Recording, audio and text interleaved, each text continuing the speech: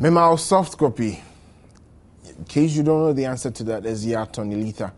And this evening, some very mischievous members of the NPP fraternity have started Memo Bamio, and the answer is Yanyam Dear. But whatever be the case, good evening, Ghana. Welcome to Minority Caucus. My name is Nana Damo, and tonight we are discussing the NPP's court case yet again. You've seen for yourself exactly what has been happening before the courts of Ghana. And if you've lost count, the score is 23.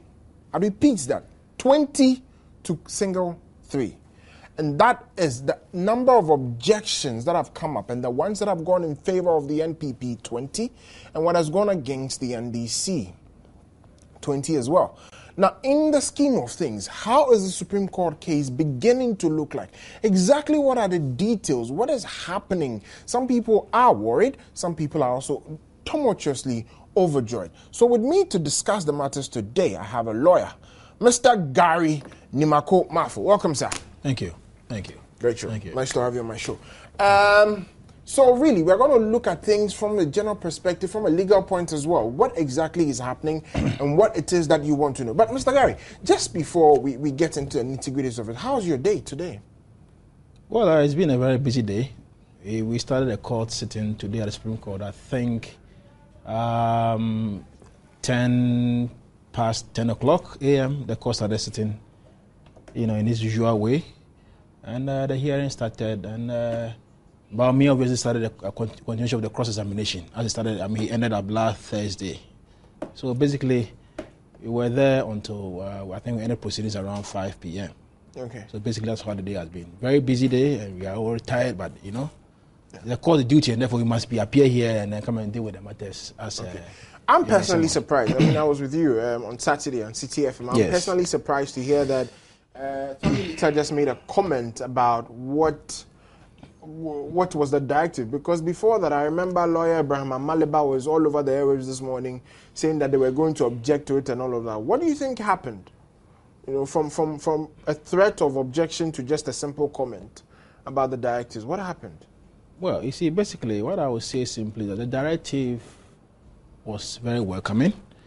You see, the court obviously tried to simplify things for the respondents and for the whole proceedings. What you must understand is that what happened on Thursday in court, Mr. Lither was picking the pink sheets one after the other, to kind of show that there have been duplications in the pink sheets. Now, this obviously has been explained many, many times. The people seem not to understand what is going on. And if I may take this opportunity, let me explain a bit. What has happened earlier on was simply that initially the petitioners had started with the manual handwritten document of the pink sheets. They realized that these pink sheets were delaying time. The manual one was delaying time. So they said, look, they led to the electronic one. Now, in the filing processes, what had happened was that they had earlier on filed the manual ones and then subsequently filed the electronic ones. Now, what the respondents are doing, especially the president's lawyer has done, is that they've picked the manual one, which was earlier on filed, just oppose it with the electronic ones, and then try to show that the documents had been filed twice with different serial numbers or different exhibit numbers. And therefore, to them, the numbers have been put there to try to deceive the court. And that is entirely false.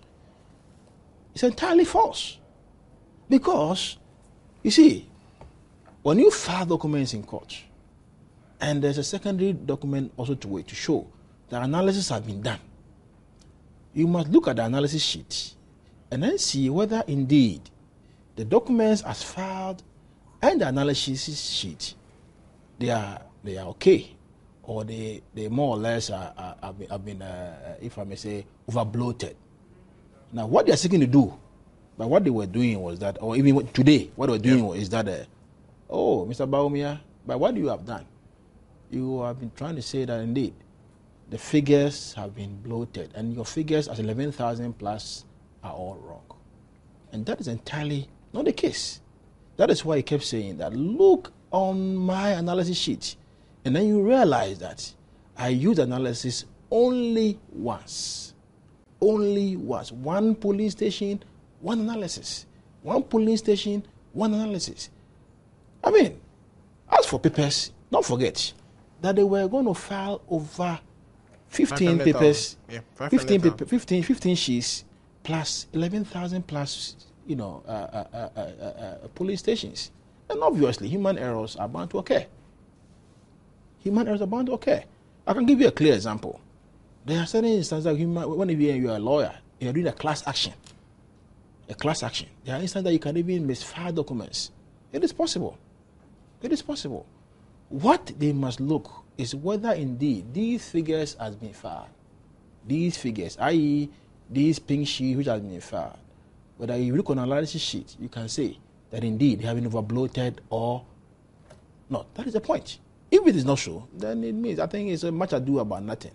You are just wasting everybody's time. That I think basically is what is going on in court. There are human errors that are bound to occur, but the most important thing is that look on the analysis sheet and see whether the polling station has been used twice, or 3 times, or 4 times, or 5. Then you can say that, look, the figures that you brought to the court was brought to deceive the court.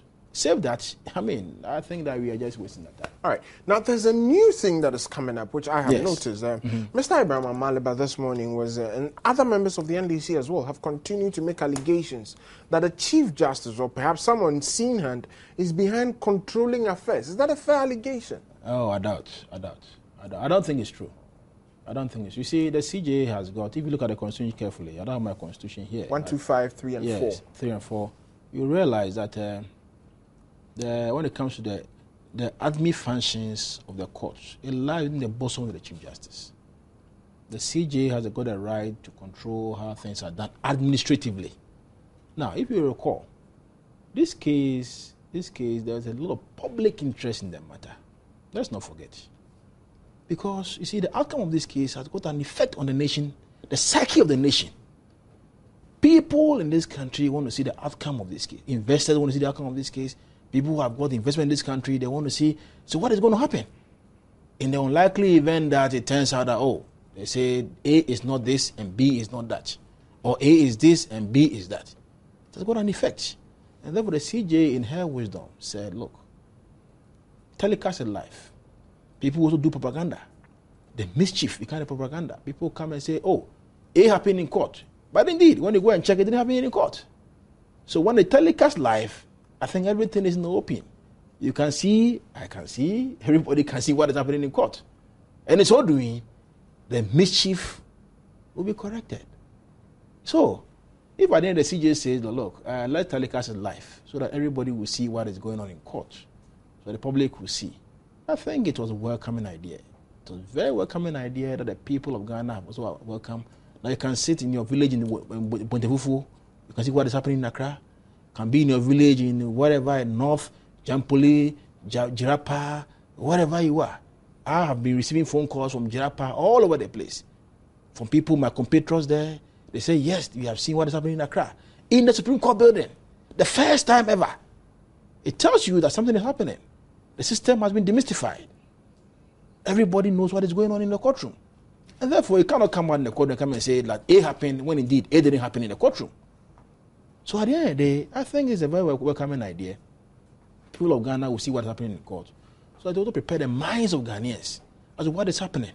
So at the end of the day, if it happens that, the court comes to the conclusion that on a very fair assessment, we are of the view that A should happen. Nobody can complain. Or B should happen. Nobody can complain. Or C should happen. Nobody can complain. So I think it's a very welcoming idea that the people of Ghana, everybody now understand why there's a need for everybody to watch the thing on air. Okay. And on the television. Okay. So, generally, what's your assertion or what's your assessment of what has been happening in the Supreme Court vis-a-vis since the beginning of this procedure? You think it's been fast enough? You think it's been followed, it's followed normal process, or we can do better?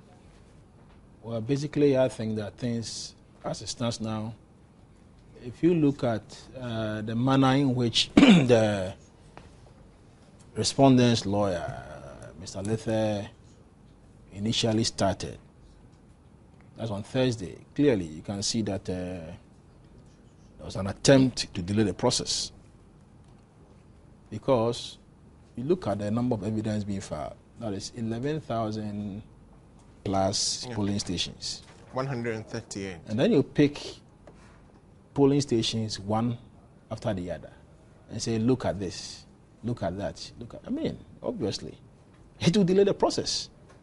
So I was the view, in my humble view, that look, why don't you, if you think there have been photocopies of certain polling stations which have been put together, whether they were manual or they were electronic generated ones, why don't you put them together and tether them in a series so that they all go in as one? That was my humble opinion. That put them in as one so that they can, and then you ask questions based on the series that you have tended, so that the process is fast-tracked. Else the questions become monotonous, it becomes very laborious, very boring. People are in the Supreme Court, they are sleeping. They are sleeping. I saw a picture that supported an assertion that Madame Anita De Soso was somehow sleeping. Well, it's only her who is sleeping in the court. Even lawyers are sleeping in the courtroom because it was very laborious and very boring. It was very boring. You see, I think the most important area, which today I think they move a step further, is for the respondent to show that per the tabulations being put down by the petitioners, i.e. Otabaumia, Nana Akufo-Addo, and Jacob Belante, they must show that, look, this is the figure that you have put down. We are of the view that based on the duplications, the figures have been overbloated. All right? Now, if you can't show that they've been overbloated, then you are just wasting everybody's time. You are wasting everybody's time. Because you must show that the figures have been overbloated because of the duplications. But photocopies can be done. Photocopies can be done. It can be done once, twice, whatever it is. And you say they have been named differently as exhibit numbers. Suffice that it may, if it happens, what you must show is that these figures as put down has got an effect on the analysis. Or that they were used twice or thrice as alleged by the respondents. On that particular issue, I dare bring up a proposition, and respectfully, I dare say that I think that we are being led down this path because of a failure of Mr. Tony Lethe to understand what soft copy really means. And I dare say this because, he speaks of primary evidence and that the primary evidence is the hard copy. But it seems to me as though he's refusing to understand that we have submitted the same things that we have submitted to him in hard copy, in soft copy, which is the electronic form on a CD-ROM. And so what his confusion seems to be coming about is that, well, the hard copy say so, and so that is it. But the electronic one, which is primary evidence, soft copy, scanned sheets, are there, which form the basis of evidence as well, before we go to the secondary evidence, which is the analysis. So, yes, suffice it to say that there could be some duplications in the hard copy, no problem. What about the soft copy? And you can see that so far, he's yet to bring two electronically generated exhibit numbers that are the same. Yet, he's leading us down a path. So for me, respectfully, my opinion is that Mr. Tony Lethe is taking the whole nation with him down this path because he refuses to understand the meaning of the word soft copy. You see, as a lawyer, you'd be more charitable. You see, I need to be very careful in respect of how a lawyer decides to conduct his or her case. It is his case. He decides the path with which to lead, to cross-examine the witness, you understand.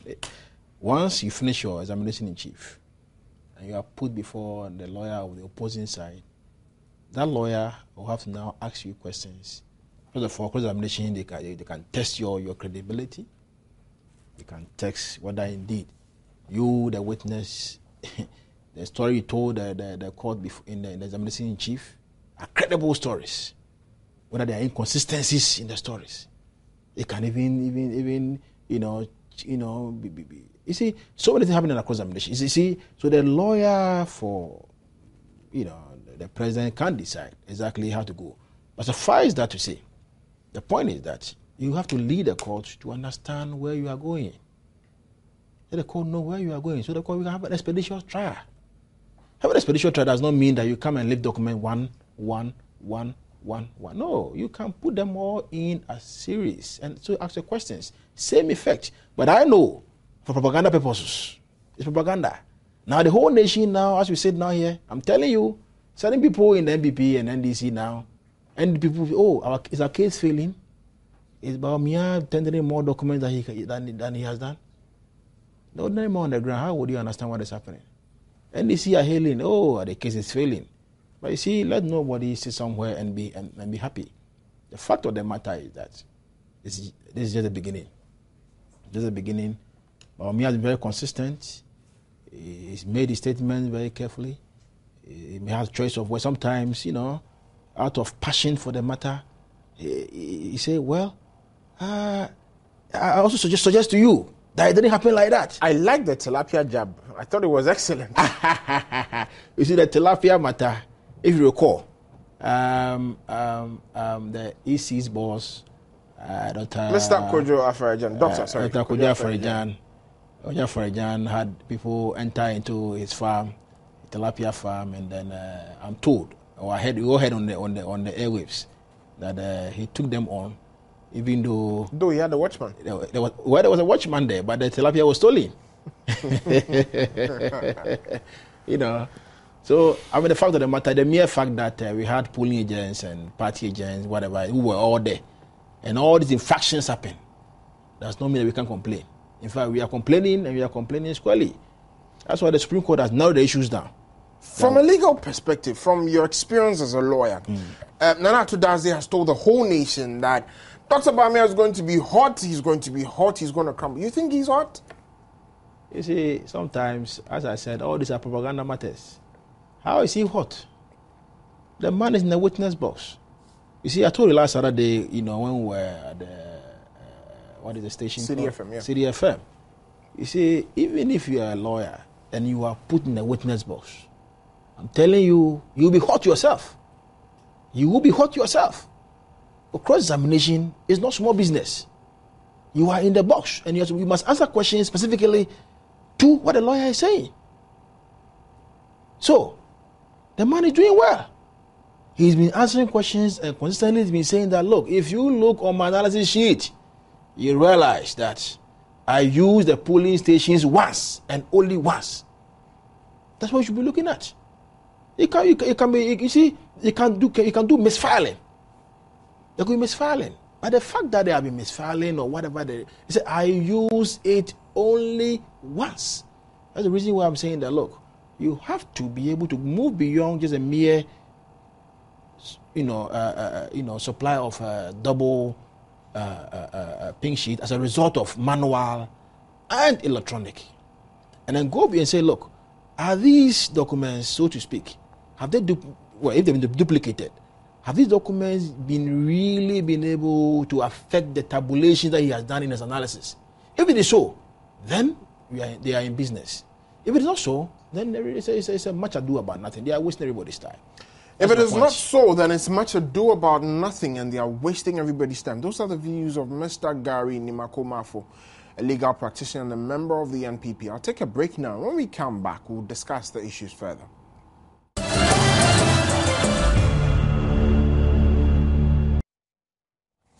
Welcome back to Minority Caucus. So today, what exactly happened in court? And I'm sure that most of you are very interested in an explanation for the matter that was raised as to whether there was going to be an audit or not. Mr. Nimako, what exactly happened? Because I thought I saw Mr. Thorny later.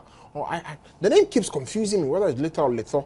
But I thought I saw Mr. Thorny later trying to ask for a count. And then I thought I heard Mr. Addison also agreeing to that, but asking for a fuller audit. And then surprisingly, the counsel for the first respondents retreated on that and didn't want a full audit. What was going on? No, if I recall, I think what exactly happened was that Mr. Lether said there should be an audit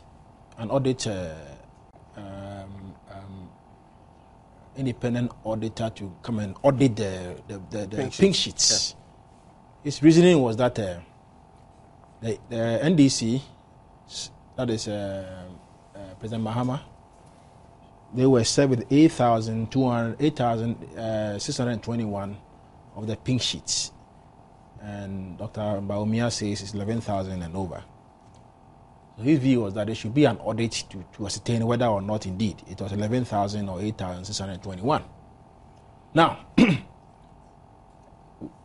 council for the petitions also agreed, but then went further to say that, look, it is not just about auditing the figures, but it's about auditing the figures that they want the court to annul. Because you see, you can audit the figure of 11,000, whatever, 2,000, whatever, but do those figures have any effect on the election? That is the key. The test now before the court is that whether indeed there were irregularities, whether indeed there were more practices, whether there were statutory violations, and were these violations really, did it really affect the elections? That is the key before the key issue before the court.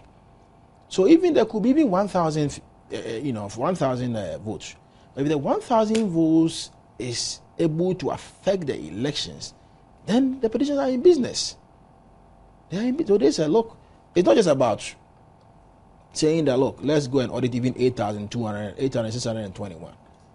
But let's even go further to audit whether indeed the figures we are calling for had any significant effect on the elections. Simple. So basically the court was said, well, whether 8,621 or 11,000, you have 8,000 in your custody. They say 11,000, so let's proceed. Let's move on. And at the end of the day, if we think it's useful, we the court ourselves, we can look at it ourselves. We don't need anybody to come and tell us whether it's 8,621 or 11,000. So the objection was overruled. It's as simple as that.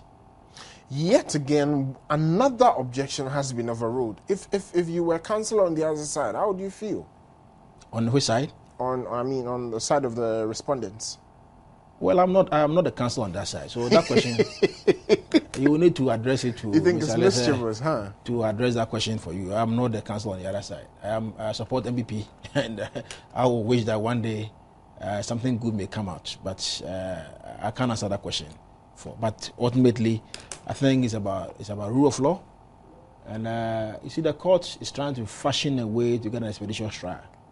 You see, all these things that they are doing is to fashion an expeditious trial, so that there will be no tactics and delays and all this. See, the delays. Let's not forget, Kenya, they finished their matter, and we are still in the doldrums, trying to finish this matter as expeditious as possible. So I think the court is really helping in this way to make sure that every process that you bring, every application that you make, it will be in the spirit of ensuring that, yes, due process is followed, but at the end of the day, expeditious trial is not compromised. That, I think, is the bedrock of whatever is happening now. Okay. Now, I've seen some very troublesome views being expressed by, surprisingly, people who are supposed to know better, in my opinion. Mr. Kwesi Pratt, Jr., I have forgotten whether it's junior or senior, is expressing the opinion that if the Supreme Court gives a judgment, and in the opinion of majority of Ghanaians, that judgment constitutes an injustice, what do we do? My first question, do we have an option? No. Mr. Adamwa, when you say the judgment constitutes an injustice, what exactly does that mean? Because in the first place, the Supreme Court is the highest court of this land. There is no court beyond the Supreme Court. There's no court in this country beyond the Supreme Court. The Supreme Court is a master of its own rules. The Supreme Court even make laws as they sit. They make laws. So what does anybody mean by a Supreme Court delivering a judgment that will constitute injustice? I don't really get it. Because the court is not just there to sit as a fanciful court and to just make any hullabaloo judgment. No. It's a court made up of competent judges over so many years of experience. So many years of experience, spanning from, over 30 years, 40 years on the bench. So, such comments, I don't want to discuss our comments that somebody like Jose Party saying, I will not want to comment on that matter, but I am confident that, look, the people on the bench, they are not small boys. I've said it and said it time and time again. The people on the bench are not small boys. To get up and say, well, we are making a judgment, it's not of law, but it's of what? From their stomach? No, I mean, you see, such comments, just take it a pinch of salt. The court, I very much believe so, will take its time, look at all the evidence before the court. They will go through everything, one after the other, and then come out with a judgment that is of law. Not the judgment that will shoot political party A or party B. That I'm very sure about that one. So for somebody to say that a judgment will come out and it's not of law. It's not of law, but it's of what? I mean, such comments, I think you shouldn't place much premium on it because it's a useless comment, which I don't want to comment on that matter. Very useless comment. Because the Supreme Court is in there, these are judges, non-judges on a matter. No, please. Let's put that comment somewhere. I don't think the man said it. If he really said it, then let's put it somewhere.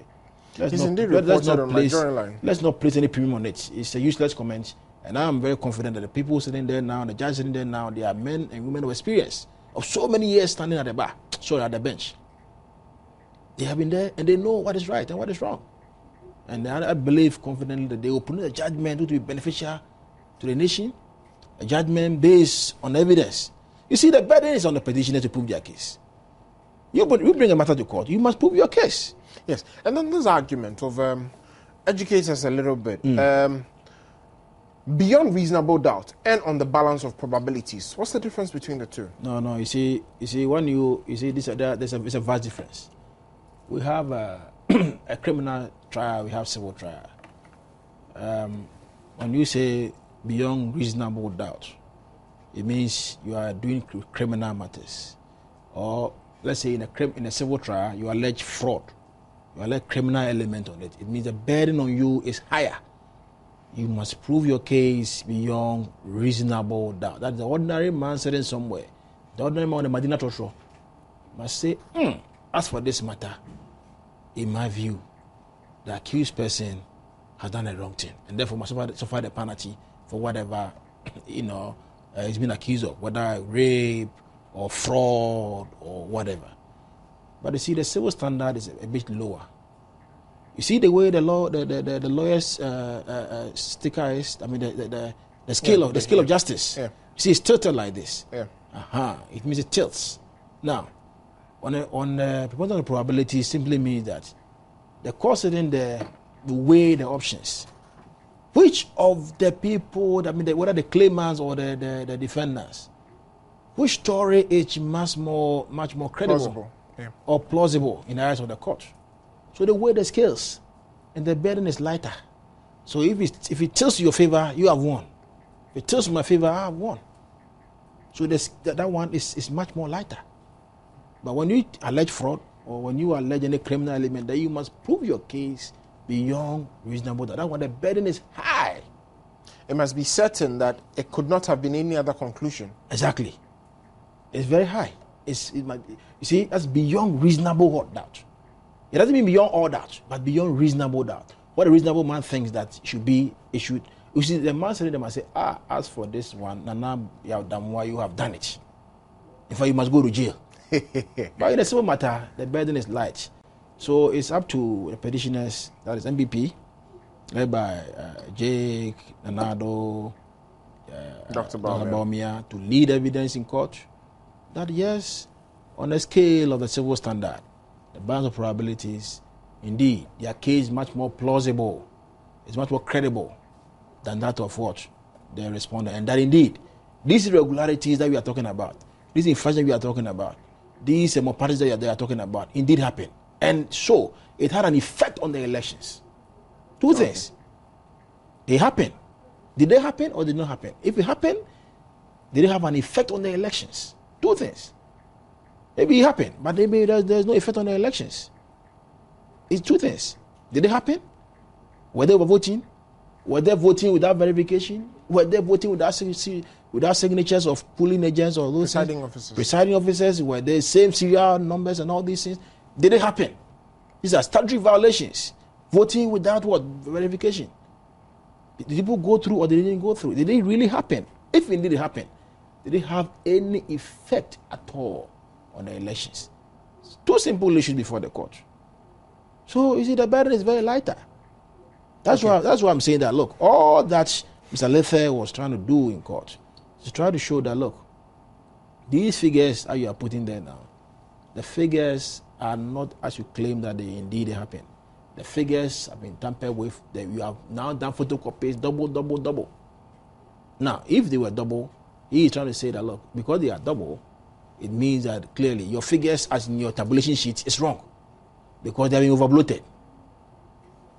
You get my point? I do. Yes, never. Now, if you show that the figures as they are shown in the tabulation papers are not affected by the duplication, so-called, on the pink sheet, then it means that you are home and dry. Let's have you take off your legal cap at this moment, and then as a Ghanaian, when you hear that the 2012 elections had such irregularities such that the difference between the voters register on the pink sheet and the actual voters register that were given, in just about a fraction of it, is around 960,000 votes. How do you feel? Whatever the case might be, were there irregularities? Did it happen? Or it did not happen? These are the salient issues. Were there irregularities? Is it the case that people voted without verification as mandated by law? Is it the case that people in certain areas, the ballot papers in there are more than the sheets or the electoral register? Did it happen? Is it the case that there are certain areas in Ghana where there are unknown polling stations? Is that the case? This is the important matter before the court. If indeed it happened, then the court must work. If it did not happen, the case was thrown out of court. It's as simple as that. Well, those are the conclusions of Mr. Gary Mafo. I'm going to take a break now, and when I come back, I know you're dying to join this discussion, so get close to your phones and wait for me.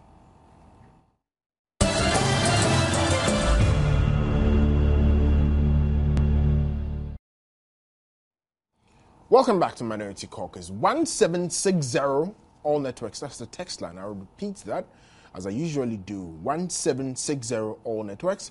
And the phone line is 030-2211-701 through to 4. 030-2211-701 through to 4. Call me. Say what it is that is on your mind. I'll be glad if you also tell me what your impressions are of the court case so far. And then let's comment on a very, very important matter that has allowed all of us to have an insight into the court case. Really, the live telecast. Was it important or was it not important? Is democracy being enhanced in Ghana by this court case or not? Mr. Nimako, so going back to the essence of the whole thing, a lot of issues have come up about the commentary of the two general secretaries of the two parties. As to whether what they're doing is fair or not. But before I can even come to that, I've been informed that I have Ochre from Agona on the line. How are you doing, sir? Thank you, sir. Good evening. Good evening, Chief. NPP,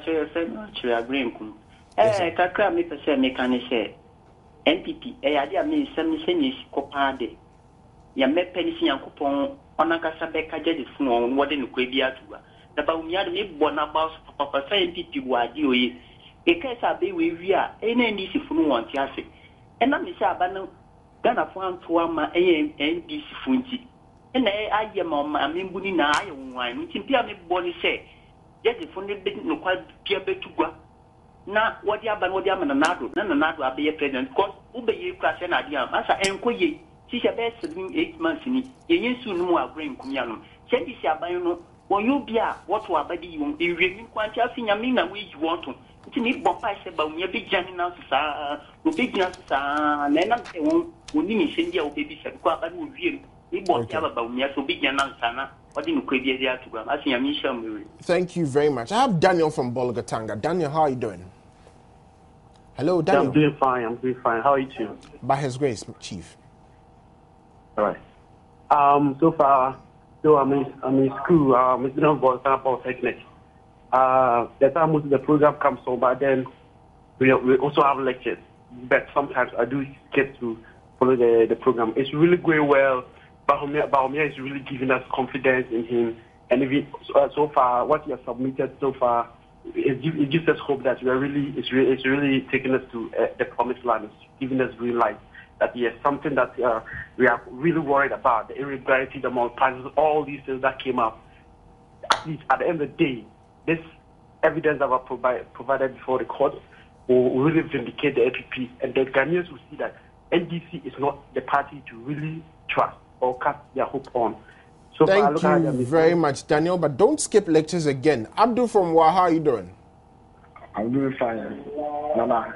Yes, sir. Listen, what I have is that because the Supreme Court, they are not fast. So I'm not feeling comfortable. So they should do fast and give it to Nana so that they will move Ghana forward. Because Mr. Dramana, that's a hope and expectation. Constitution Ghana. So Ghana is bigger than them. They should move it from here. They should move Ghana forward. That isn't a lot. Thank you very much for your contribution. It's a very valuable one. Gedu from Takrady, how are you doing? How are you? Good evening, sir. Good evening, Chief. Calling from the Oil City. Yeah, also, Mr. Damwa. Yes, sir. Yeah, from day one, now I'm a message. Yeah, on them, the not don't quite fado. Anytime they are Oscar from Bakasa. Also, a kun on Yanoko or Yanko should have on Noko. Inshallah, them Mayan of Courty, no cheddar or Yanko Pono Pampa. Inshallah, the jealousy and one there, Nanad don't quite Akufado, and the doctor Bonia, one but on my so. Inshallah, at the end of the day, no, Nakupana children, the one said that no Akufado, but you get a party them, and you would not get Tina when Yamu. The MPP or Pian MPP, Piana feel proud. That were MPP, and you didn't feel proud there or Bukanaman. Thank you very much for your call. Have George from Salaga. George, how are you doing? Oh, good evening, Nana. Good evening, Chief. How are you? Fine. How's Salaga? Salaga, we are doing very well. We had a very heavy downpour this evening, and we thank God for that. Amen. I just want to give this opportunity to say bravo to you for the good work you are doing. By then, I have two issues agitating my mind. Yes, sir. And I want you to clarify them for me. May I know from you whether the PCs we submitted to the court is really up to 11,138? Okay, I can assure you. All right. I can assure you. The second issue I want to say is that I would like to suggest that just as many people have suggested that Dr. Sedin Katia and the John should not be spoken or interviewed after every day sitting, I want to suggest that same should be done to Nana Abdudati. But the man is really not doing any good work at all. I don't know whether he feels that you're not all watching what is going on live on the TV. But he comes out and you find him someone who should know better. He should give them the education.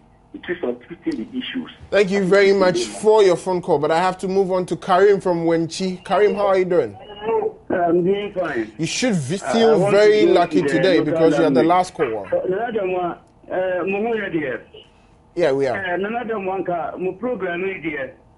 Then come over no cheaper and get a man for the fan. Timodia, Monfortuna Monco, I do TV.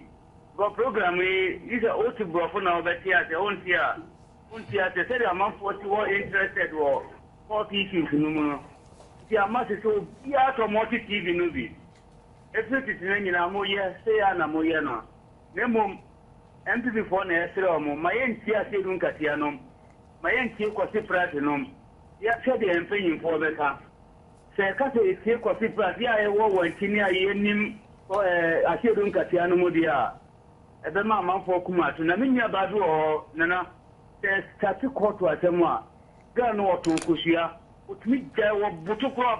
thank you very much for this one. I appreciate all the callers that have come in. For those that express concern, there were two callers that spoke the local language, and so let me attempt to translate what they said. Basically, the praised Dr. Mahmoud Bawumia for the presentation that he has made and for the courage that he has had to stand in the witness box and continue to encourage them. They also said that they feel very proud to be members of the NPP family. Now, there was one who had a very serious question about whether the pin sheets that we submitted to the Electoral Commission, as well as the other respondents and the courts, was up to 11,000 plus. I can assure you without reasonable doubt that there is more than 11,000 of the pink sheets that were submitted to them. Bear in mind the fact that the hard copies that they say they have, which they claim are duplicated, is just one leg of the primary evidence that we've presented before them.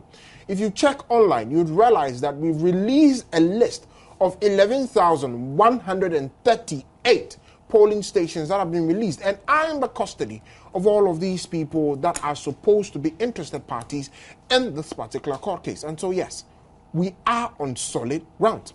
I thank those as well who also raised issues with the Sir John Asiedu Nketia thing as we were discussing earlier on. Mr. Nimako, what's your opinion on that?